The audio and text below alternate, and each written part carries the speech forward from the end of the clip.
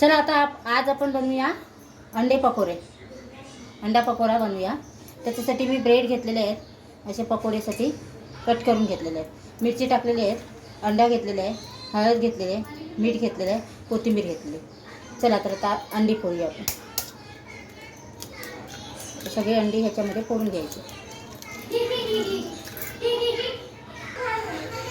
आता अंडी फोडलेली आहेत, मिरची टाकलेली आहे, हळद थोडीशी, कोथिंबीर, चवीनुसार मीठ आणि ते करूया आता एकजीव. आता ह्याने मी एकजीव करणार आहे.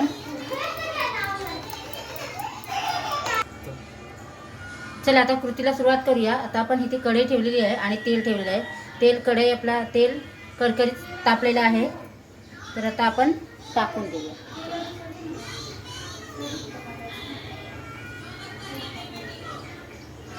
मस्त असे पकोडे त्याच्यामध्ये टाकायचे.